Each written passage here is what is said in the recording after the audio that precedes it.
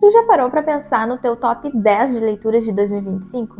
Bom, eu tive que parar para pensar porque eu vou gravar esse vídeo aqui que é sobre isso.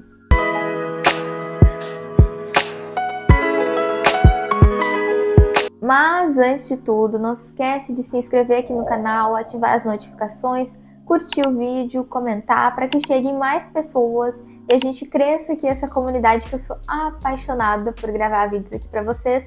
E eu tô aí no rumo de chegar em 1000 inscritos no canal, então por favor, me ajuda curtindo esse vídeo no início, o YouTube entende que é um bom conteúdo e entrega para mais pessoas. Lembrando também que eu tenho um grupo de promoções no Telegram e no WhatsApp, então se tu gosta de comprar livro com descontinho, acompanhar as promoções durante o ano, aliás, em 2026 já temos algumas datas aí das promoções durante o ano e eu vou postar tudo lá no grupo do Telegram e do WhatsApp, então tu entra aí no que tu achar melhor, que eu vou postar nos dois. E é isso, chega de enrolação, vamos lá pro vídeo. Eu não vou separar por gênero ou por categorias específicas, porque eu não li muitos livros nesse ano de 2025. Eu li sim bastante, foram 48 livros, mas pra mim fazer um top 10 exige tu pegar livros de vários gêneros e não só, que nem tem gente que faz top 10 de fantasia, top 10 de suspense.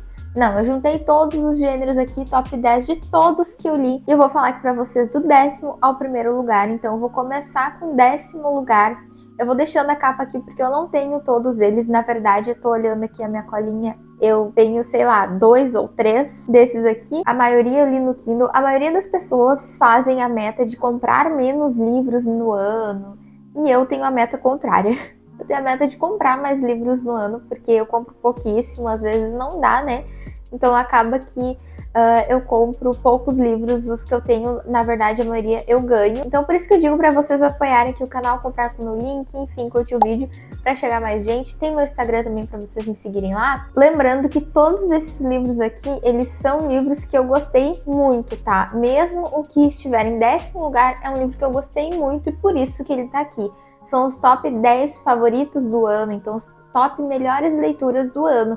Não quer dizer que porque tá em 10º lugar que eu não gostei. Então, em 10º lugar, eu tenho aqui Nunca Minta, da Freida McFadden. Eu sei que esse é um livro que muita gente gosta muito e tem muita gente que não gosta. E eu sou, sim, uma devota da Freida McFadden. Todos os livros que ela lança, eu quero ler. Se ela lançar a listinha do mercado dela, eu vou querer ler. É um livro que eu gostei muito. É o meu livro favorito da Freida, tá? Então, ele só tá aqui no top 10 e não no nível mais alto ali dos 10 melhores do ano, porque os outros livros foram experiências melhores de leitura, mas ainda assim eu amei esse livro. Foi assim, ó, uma experiência que eu gostei demais, eu achei que o livro me prendeu do início ao fim. Não que os outros da Freida já não façam isso, né? A maioria dos livros da Freida já fazem isso comigo, eles me prendem do início ao fim. Mas esse aqui eu acho que foi, assim, muito mais bem escrito. Eu não dava nada pra ele, eu achava que ia ser só mais um livro da Freida, mas o final foi muito impactante, muito chocante, muito doido. E esse é o poder que a Freida tem aqui com a gente, porque ela vai escrever os negócios e a gente vai ler.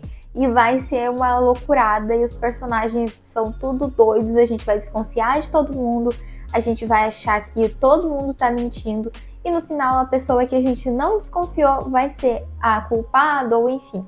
Esse livro aqui é mais um livro que vai te deixar presa, tu vai ler assim se tu quiser em um dia. Então eu recomendo sim, se tu gosta dos livros dela, se tu gosta de suspense, leia Nunca Minta, porque virou o meu top 1 da autora. Em 9º lugar eu coloquei um livro de Natal que eu amei ter lido. Esse aqui também é um livro que tem muitas controvérsias, tem gente que ama, tem gente que não gosta muito, acha que é algo muito básico, mas eu tava precisando de algo básico depois de umas leituras mais pesadas. E eu tô falando de Uma Fazenda com a Magia do Natal. Esse é aquele tipo de livro assim gostosinho, aconchegante para te pegar para ler no Natal. E foi isso que o livro me entregou, um livro gostosinho, aconchegante, sem muitas reviravoltas, sem histórias muito pesadas ou cheias de bagagem. Não, é um livro para te ler assim e passar o tempo, esfriar a cabeça, e é um livro para te passar o tempo mesmo. E ele tá em 9º lugar porque eu amei fazer essa leitura, é da série de Amores de Dream Harbor, né? E é um livro que eu gostei muito de ter lido, recomendo se tu gosta do gênero. Em 8º lugar eu coloquei Keeping 13, porque sim, eu amei conhecer esses personagens, eu amei essa série. Eu já tô ansiosíssima para ler o 3º livro, vai ser um dos próximos que eu vou pegar, porque eu tô muito ansiosa para voltar a essa história, a esses personagens, a essa escrita da autora que é tão viciante, tão impactante e que te prende assim do início ao fim, sabe? Esse aqui é o segundo volume do casal Johnny e Shannon, então aqui a gente tem a conclusão do arco desse casal, né? Os outros livros vão ser sobre outros casais da série, e então aqui a gente tem a conclusão, um final belíssimo, um fechamento assim que eu amei o que a autora fez aqui para esses dois serem felizes, sabe? E eu não me arrependo de ter começado, de ter lido essa saga, porque dizem que é muito grande, ou que é uma grande fanfic. Eu não tô nem aí porque estão falando, porque eu amei e muita gente amou também. E não é para menos que em sétimo lugar tá Biden 13, então o primeiro volume, que eu dei então em oitavo lugar o segundo e em sétimo lugar o primeiro, porque sim, foram dois livros que eu amei ter lido em 2025. Eu peguei Biden 13 para ler sem nenhuma expectativa, porque como eu vi que era um livro sobre casal jovem, eu já fiquei com o pé meio atrás, porque, né, eu tenho assim, jovem, vai ser chato, o pessoal vai ser imaturo, barará. E é totalmente diferente do que eu tava esperando. Eles são muito maduros para a idade deles. O foco aqui é o drama, então não é o romance. Eu não sabia, eu achava que era um livro de romance, porque o pessoal vende como livro de romance e não é um livro de romance. É um livro de drama que contém romance. Então vá ler esperando isso, sendo um drama com romance. E eu gostei muito, porque eu não estava acostumada a ler esse tipo de livro. E eu confesso que a história da Shannon ali é muito impactante, é muito triste. E ao mesmo tempo, quando a gente vê o final ali, a gente fica com o coração quentinho. É uma história que me pegou de jeito assim. Eu quero muito ler os próximos volumes. Como eu disse, vai ser uma das minhas próximas leituras, com certeza. Leiam Biden 13, claro, se atentando aos gatilhos ali, porque tem muito gatilho, é muito... Ai, sério, gente, eu só não chorei porque eu sou uma coração de pedra, mas muita gente chora lendo esses livros. Em sexto lugar, eu coloquei Tempestade de Ônix, porque foi mais um livro, assim, que eu amei ter lido em 2025. Foi uma leitura que me tirou o fôlego, assim, eu ficava, meu Deus, o que vai acontecer? E quem leu sabe do que eu tô falando. Ai, gente, chego a ficar emocionada aqui. Porque, assim, acontece uma loucurada ali em Tempestade de Ônix.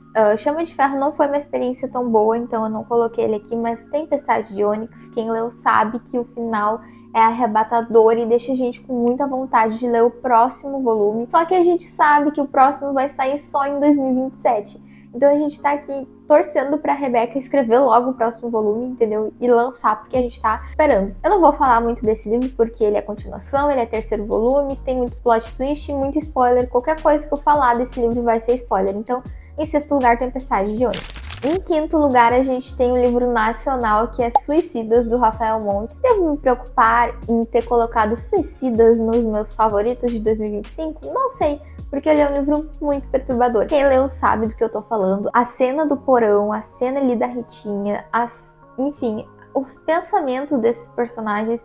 O final foi o que me fez favoritar esse livro, dar 5 estrelas e favoritar, porque o final, ele é extremamente louco. Assim, ó, explodir a cabeça, tu fica pensando, meu Deus, o que é realidade e o que não é. É um livro muito bom, vai te fazer criar várias teorias, tu vai tentar pensar o que tá acontecendo, vai mostrar ali os adolescentes antes e depois de ter acontecido. Pra quem não sabe, né, nesse livro que acontece uma roleta russa, então com uma arma eles fazem o giro ali e eles vão se matando um por um. E aí vai ter então o antes, que é quando eles estão fazendo isso, e o depois, quando as mães desses adolescentes estão ali tentando entender o que aconteceu para eles fazerem isso. Eu entendo que não vai ser um livro que qualquer pessoa vai gostar e que dê para qualquer pessoa ler, porque ele é muito pesado, é muito nojento. É um livro assim que tem muitas cenas pesadíssimas, sim, são os livros mais pesados que eu já li na minha vida, são os livros do Rafael Montes. E eu gosto dos livros dele por ser algo que te impacta muito.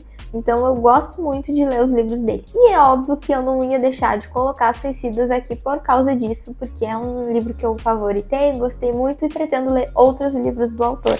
E aí, mudando a vibe desse suspense super pesado, uma coisa carregada, para um romance fofinho, porque existe o equilíbrio aí, né? Em quarto lugar, eu coloquei Sem Defeitos, da Elsie Silver. Sim, eu gostei demais desses livros da série Chestnut Springs. Sim, virou minha autora favorita de romance contemporâneo pra romances assim de cowboy. Então, ai, sério, gente, foi a primeira vez que eu comecei a ler esse subgênero, vamos dizer assim, e eu me apaixonei demais. A escrita da autora é muito fluida. Sem Defeitos ainda não é meu livro favorito da série, e eu vou falar do meu favorito aqui, mas ele ficou em quarto lugar porque foi o primeiro livro que eu li nesse estilo de romance com cowboy e já me apaixonei por esse subgênero. Gostei muito de entrar nesse universo, então ele tinha que estar aqui porque foi uma grata surpresa para mim. Em terceiro lugar, eu coloquei Quarta Asa. Como eu já falei de Tempestade de Ônix, né, não deveria deixar de falar de Quarta Asa, que foi o livro que me introduziu a essa série maravilhosa que é O Imperiano. Foi a primeira leitura de 2025, eu li em janeiro, se eu não me engano. Eu entrei o ano assim com o pé direito, sabe? Porque foi um livro que eu gostei demais. Eu amei a temática com os dragões ali, o sistema de magia e tudo mais, e já sabia que ia ser algo assim grandioso. E realmente eu acho que vale o hype, eu acho que é uma romantasia, tá? Então tu não vai esperando só a fantasia, vai ter o romance. O romance vai ser parte fundamental ali da história e eu já sabia disso. E aí eu fui de cabeça e me apaixonei demais. Esse é um livro que não podia não estar aqui nesse top 10 e já tô ansiosíssima pelos próximos volumes, como eu já disse anteriormente, só em 2027. Então já entramos no top 3, né? Já falei do terceiro lugar e agora a gente vai pro segundo lugar, que é Sem Coração, que é o segundo volume da série Chestnut Springs, né? Que nem eu falei, da Elsie Silver, que virou assim uma queridinha pra mim. E esse eu acho que é de longe o melhor livro dessa série, assim. Pelo menos dos 3, agora são 4 lançados aqui no Brasil, né? Foi lançado um agora em janeiro. Mas dos que eu li, é de longe o melhor. O Cade, ele é ali um paizão. Ele precisa muito de alguém pra ajudar a cuidar do filho dele. E aí tem aquilo de o cara que tá contratando uma babá, e aí tem a babá. Só que não é só isso, não é só um romance de cowboy com o contratante e a babá. E a criança vai muito mais fundo. As inseguranças do Cade, aquilo de ele colocar todos os outros, o cuidado de todos os outros acima dele. E a Willa, que é a personagem aqui desse livro, ela estar disposta a fazer de tudo pela criança. E eles vão se tornar uma família tão bonita e vai ser algo assim tão lindo de ver. E a criança, eu esqueci o nome do gurizinho, ele tem 5 anos e ele aparece ativamente na história, então ele é um personagem fundamental. É muito gostoso de ver porque ele interage muito, então ele fala que nem uma criança e aí a autora escreve ali como se fosse uma criança falando, sabe? E aí tu fica imaginando que é tão fofinho ver aquele jeitinho de falar. Aí fala da mãozinha que é pequenininha e aí a Willa sente a mãozinha dele assim dando a mão pra ela. Então tem essas primeiras interações da Willa com esse gurizinho que tá precisando muito de uma imagem materna na vida dele, porque ele não tem uma mãe presente, então é tudo muito lindo de ver. Não é à toa que ele tá em segundo lugar aqui nessa lista, não é à toa, gente. Quem lê vai entender o que eu tô falando, porque é um livro muito gostoso, muito aconchegante, tem ali os traumas dos personagens, mas tem também a parte que eles vão se curando juntos. Então assim, é muito, muito bom, sério, super recomendo se tu gosta desse gênero. E em primeiríssimo lugar, eu não imaginava que seria isso, mas veio aí Quicksilver. Quando eu fui ler esse livro, eu não dava nada pra ele e eu tava achando que ia ser mais do mesmo, todo mundo falando que era o novo Acotar. E eu pensei, ai gente, mais do mesmo, muita repetição, vai ser... Enfim, eu peguei assim com expectativa lá embaixo e ainda bem. E eu peguei sem saber muito da história também. Então, como eu tava com a expectativa lá embaixo, quando eu li esse livro, eu entendo porque que o pessoal fala que é o novo Acotar, pelo hype estar muito alto, pelo pessoal tá lendo e lembrar um pouco ali o romance, lembrar um pouco da Feyre e do Rhysand, mas é diferente. E eu entendo que as fantasias, elas podem sim pegar elementos de outras fantasias, até porque isso não é crime e tu tá se inspirando, mas ela tem elementos de outras fantasias, mas ainda assim é uma fantasia original, é uma romantasia, né? Eu fiquei presa nessa leitura do início ao fim, assim, eu não conseguia parar de ler, e eu tô muito ansiosa para ler Brimstone, que é a continuação, que vai ser lançada agora em 2026 aqui no Brasil, e eu não vejo a hora de ler, porque, assim, acabou de um jeito que vocês não têm noção. Foi um jeito assim que tu fica querendo mais e tu não tem a continuação. E eu não leio em inglês, então assim, ó. Eu tava assim, ó, louca, porque eu queria muito saber o que ia acontecer. E o romance desses dois, eles têm muita química. Tu começa sentindo muito ranço do Kingfisher, que é o protagonista. E tu fica com aquele ranço dele assim, tipo, ai, que cara babaca, sabe? Trouxa, fazendo uns negócios ali que te dá ranço. Mas isso lembra muito quem? O Rhysand, né? Porque a gente pega ranço dele no primeiro volume e depois a gente vai gostando do personagem. E aqui o Kingfisher faz a mesma coisa. Então por isso que falam muito de ser o novo Acotar, ou de lembrar muito, né? E eu gostei muito porque além de ser uma romantasia, ter bastante do romance, tem muito da fantasia também. Então eu acho que aqui a autora soube dosar bem os dois lados, sabe? Não deixou ser totalmente, nossa, muito romance, pouca fantasia, ou muita fantasia e pouco romance. Eu acho que teve o equilíbrio perfeito. Então eu gostei muito que a autora fez um universo com 2 sóis, então é um universo super seco ali que a Saori está, né, a protagonista, e ela vai acabar indo pro universo lá, pro mundo dos féricos, sem querer, vai acontecer um negócio lá, não vou falar muito, porque quanto menos tu souber e sem spoiler, melhor ainda. A protagonista vive ali no início do livro, nesse mundo sem noite, sem lua, sem estrelas, tem 2 sóis, então é dia o tempo inteiro. Tem muita secura naquele ambiente. Eu cheguei a imaginar o deserto cheio de areia, assim, e tu sem conseguir tomar água, porque lá eles têm a água fracionada, é o governo que dita quanto de água tu tem por dia. E é o mínimo do mínimo para viver, e tem gente que não consegue sobreviver. É um universo muito bem construído.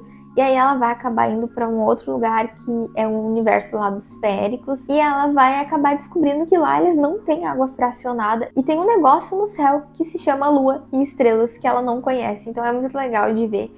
Eu achei muito bem construída e, nossa, gente, eu tô muito ansiosa mesmo pra continuação. E me conta aqui nos comentários qual é o teu top 10 de leituras de 2025, que eu vou adorar saber. Eu sei que é uma tarefa difícil tu escolher só 10 leituras pra colocar no top aí, mas é algo legal de fazer. Então foi isso, pessoal, esse foi o vídeo de hoje. Eu espero muito que vocês tenham gostado.